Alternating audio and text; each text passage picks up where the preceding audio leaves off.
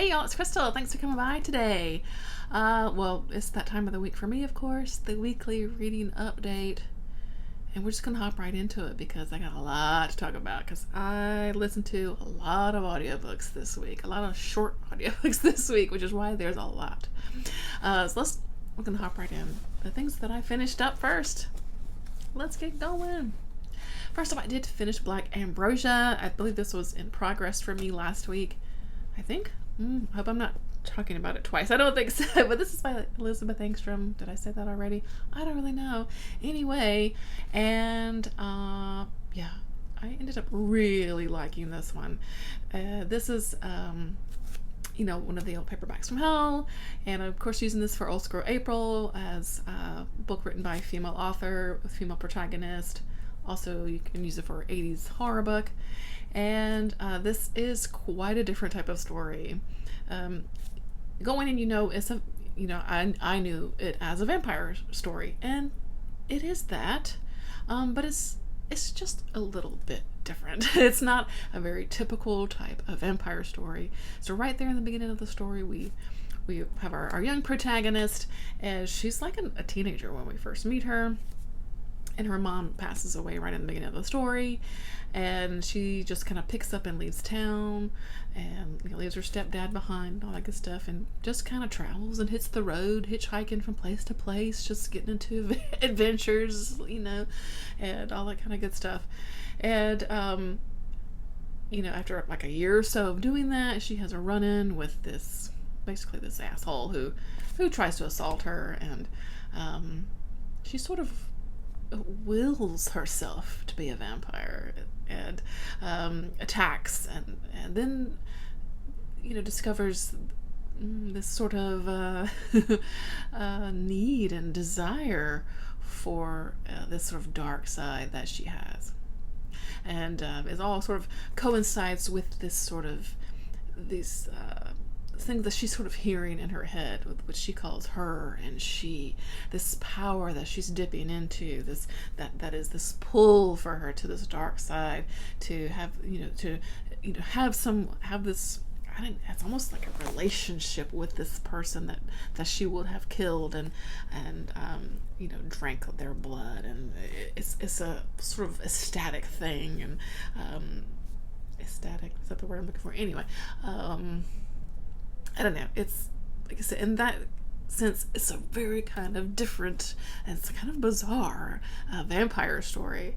But the writing was absolutely wonderful. Gorgeous writing here.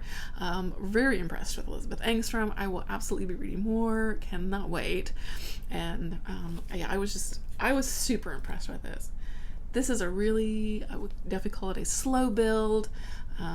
A lot of the time is her kind of traveling around, sort of from place to place. So if you don't like that kind of story, you may not like this one.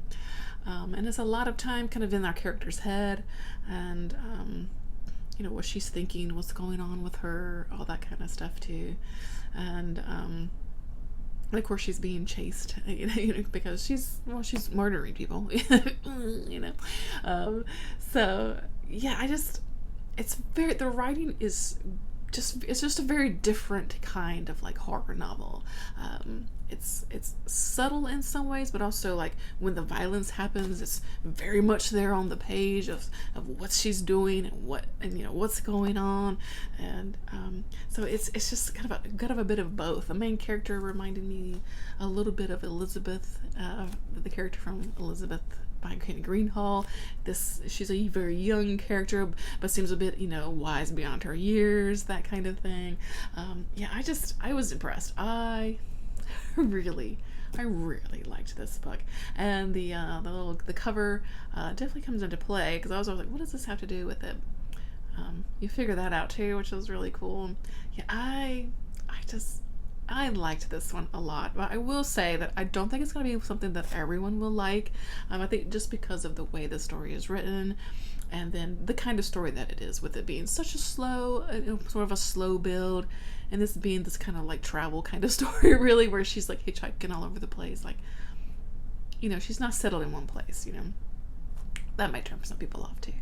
But for me, yeah, by the end of it all, I was, like I said, super impressed and really liked it. So yeah,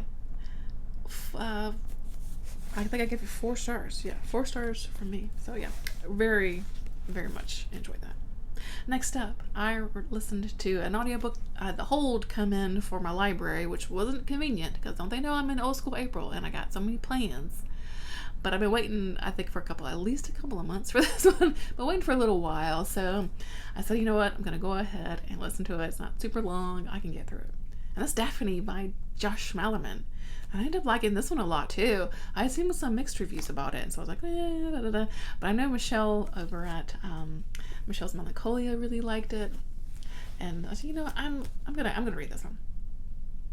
And so, yeah, I really like this one. It's we follow a sort of group of teenage girls. They are part of a basketball team in this little small town, and but there's also, you know, this sort of, what do you call it? Kind of urban legend about Daphne, and something that happened some previous years, earlier with Daphne, and what that means to the town and all that good stuff. And she's basically, someone that it's like it in the way where when you leave the town, like, you don't remember what happens, and so it's why you don't remember all the horrible things that happen in Derry, and so you just forget it. It's what happens in this small town, but they don't move away. They just keep her out of sight and out of mind, because once people start sort of thinking about Daphne and talking about her again, about this this legend of Daphne, and she starts creeping up again. And so, one by one, members of this basketball team, are being picked off. And so we just learn about, what that has to do with Daphne and all that good stuff. And I really liked this a whole heck of a lot. I really did. I don't know. I don't really know much more to say, because I think it's definitely one I think you just have to give it a go. But I ended up really liking this one. I didn't see the ending was a surprise for me, which is always good when you're just are kind of like, huh? When something comes up, you're like, oh snap, I didn't see that coming. So that I really liked. It does mention Goblin a couple times in the story. It's like, hey, we need to call the cops from Goblin for help, and I really liked Goblin too by Josh Malerman. I really like that a lot too. So I like that, that this little town is connected to Goblin too. I don't know. I don't really know what else to say about it other than I really enjoyed it. I really enjoyed the writing. The characters were kind of annoying teenagers at times, but it didn't really bother me. It got violent, and I liked it. I liked it. I don't really know much more else to say. I think if you like urban legend type stories mixed with a bit of slasher vibes, I think you give it a go and just see if you like it. I ended up really liking it. All right, so I did want to dig into something for Trans Girl April, because I've been focusing on old school April. And so I pulled up Fierce Femmes and Notorious Liars. This is by Cheng Thom. Is it Thom? I looked up how to pronounce it, and then I have forgot. Anyway, this is a recommendation from Kevy over at Say Kevy, who is, of course, one of the co-hosts of Trans Girl April. And I recommended this one, and this was really good. Oh my gosh, this was so good. It's like a 4 or 5 hour long audiobook. I pulled it up on Scribs. It's got this fantastic cover, which I loved.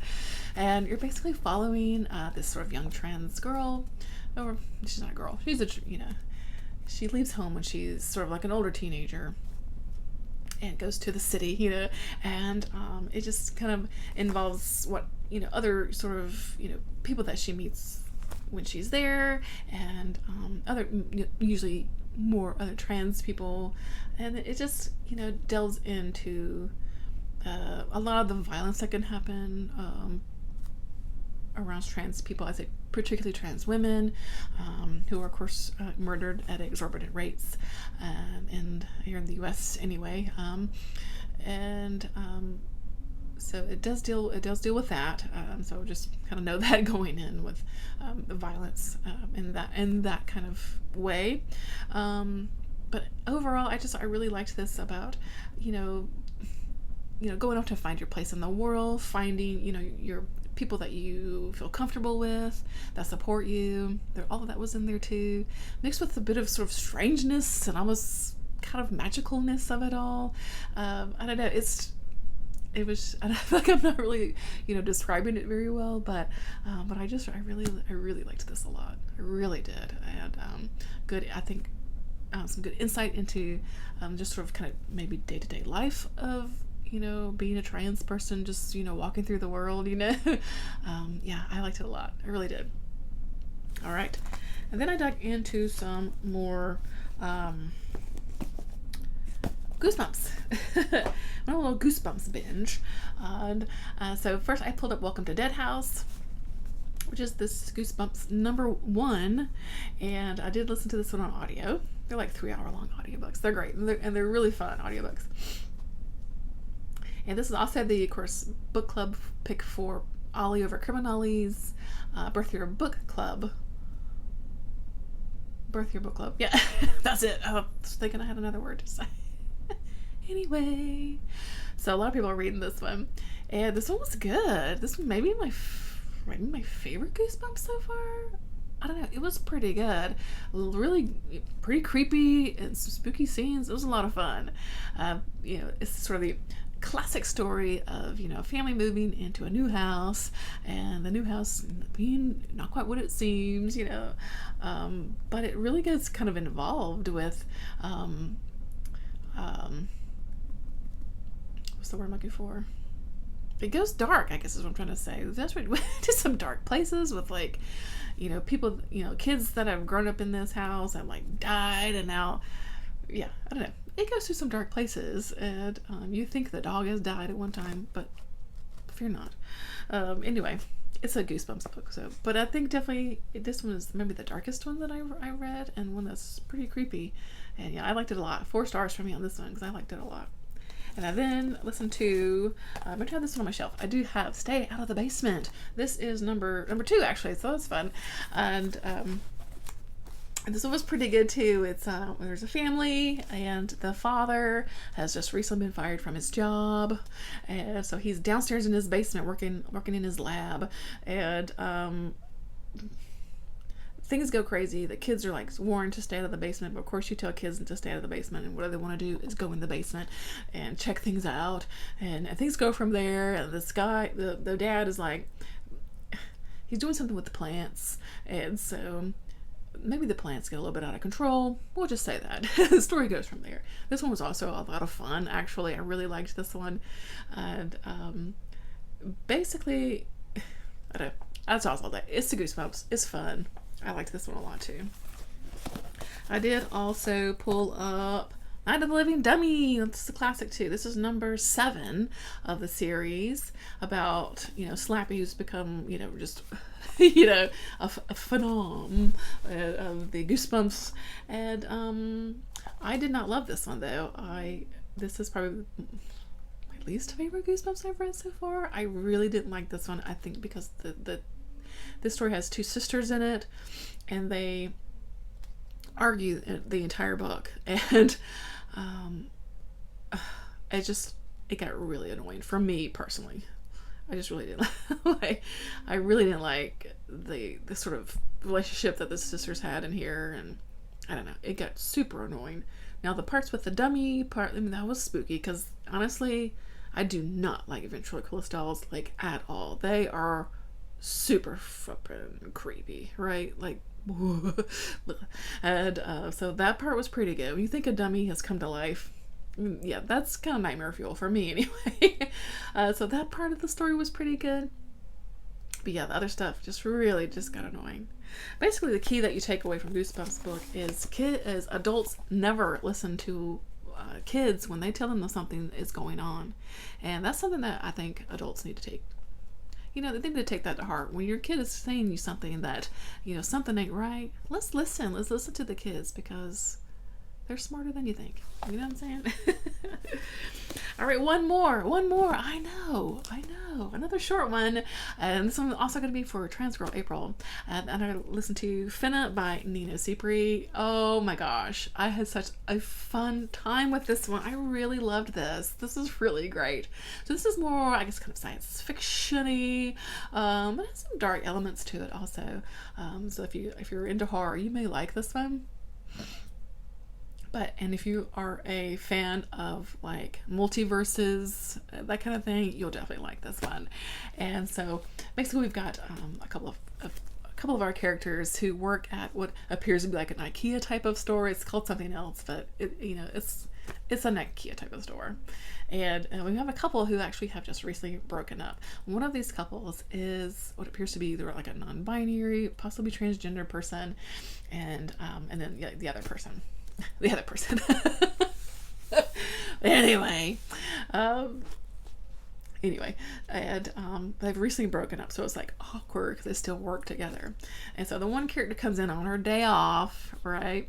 And lo and behold, this this like gateway to another world opens up, and so the IKEA type store, which I'm just reading the name of right now. Well, they have this protocols in place to take care of this kind of stuff because this kind of thing happens.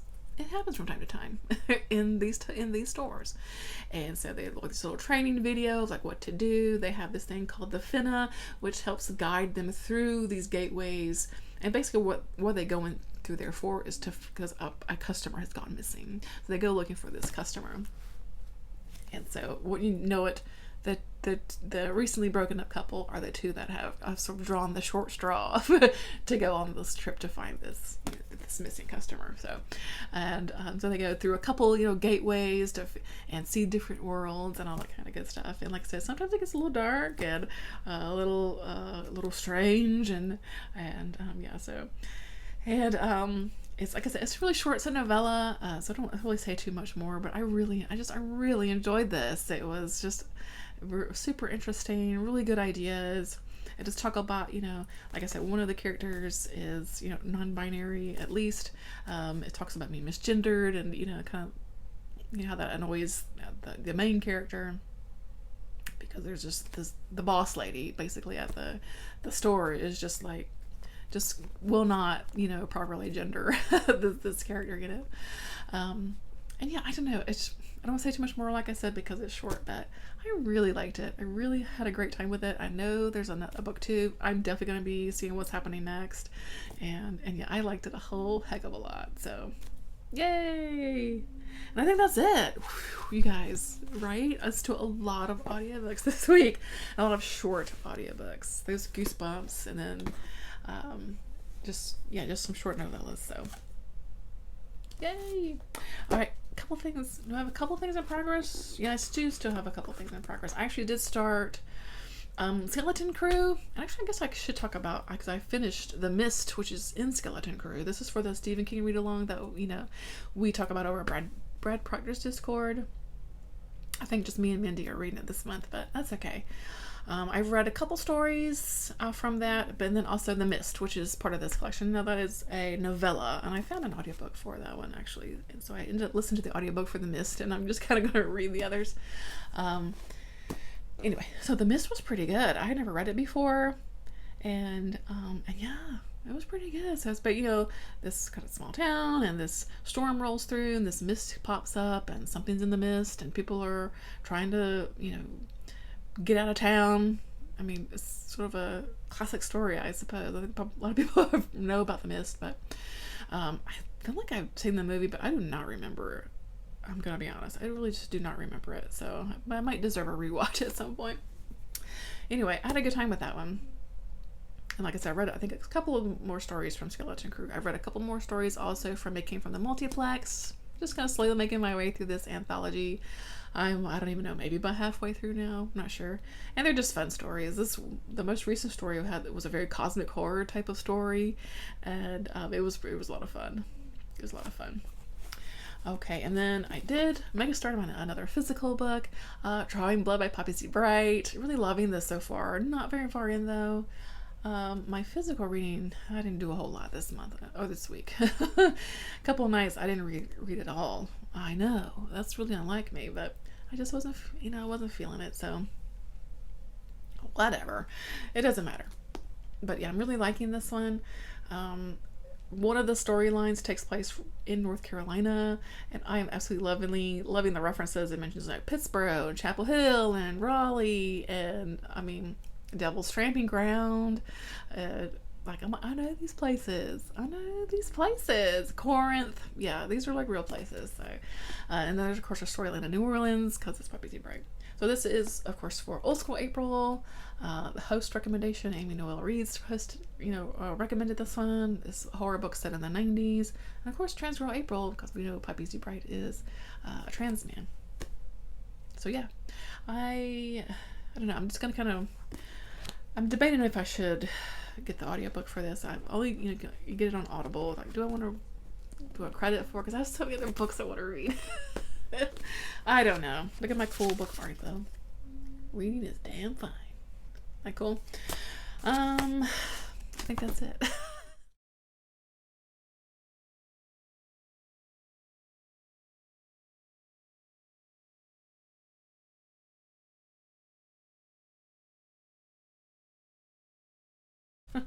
I do believe that's it. I've been watching. We watched Teen Witch last night for Old School April at a watch party. That was fun. A little late, but I caught most of it. Top that. I love that movie. What else have I been watching? I've watched Old Boy, the old Korean movie from 2003. It's still so good. It is still so good. Oh my god, I love that movie. The twist of that movie, it is so messed up. It is so messed up. This movie is so disturbing and it's just so damn good. Oh my god, if you have not watched Old Boy, you've got to watch it. You got to watch it. It's so good. I've also watched, I think I watched something else. Oh, High Spirits. Oh my gosh. I hadn't watched it in a million years. And it was so much fun. This is a host rec. Alex over at the Bookubus recommended this one. And it's one of those movies that came on a lot on TV, growing up. So I watched it so many times growing up. But yeah, I hadn't watched it in so long. And oh man, it's still so good. Classic. Just the classics. It's so good. It's got the Goots, Steve Guttenberg in it. Oh my gosh, so good. I loved it. We watched the Golden Girls episode. That was on a watch party. Yeah, I missed Saturday morning cartoons this morning, but yeah, husband and I are still watching. We watched Mandalorian, of course. Oh, and we finally finished The Walking Dead. I don't think I talked about that. We have watched The Walking Dead now from start to finish, and I'm glad it's over because, of course, the last few seasons I've just been like, ugh. But we wanted to see it through the end because we've been there since the beginning, and we finished it, and it's just like, phew, it's over. Anyone else? I don't know. Has anyone else kept watching it? I think we might be the only people that were still watching it. I don't know.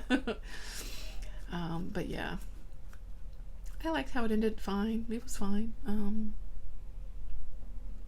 Except Rosita. I wasn't really happy about what happened with Rosita, but it was fine. It's over. It needs to be over. And let's move on. All right. I think that's it. So thanks for watching. I hope you're doing well. Let me know what you've read this week or watched this week or whatever. Any kind of good old stuff. Let me know. And if you're at all interested, maybe I'll try to remember to link it below. I've been keep adding songs to it, to an old school playlist where I'm putting songs from like the 80s and 90s on my Spotify, and I've been listening to that a lot, just kind of reminiscing and listen to fun old songs. If you are interested in what I've got jamming out to on there, I'll link that below if you're interested. Other than that, I'm out of here. I hope you're doing well, and I'll see you in the next one.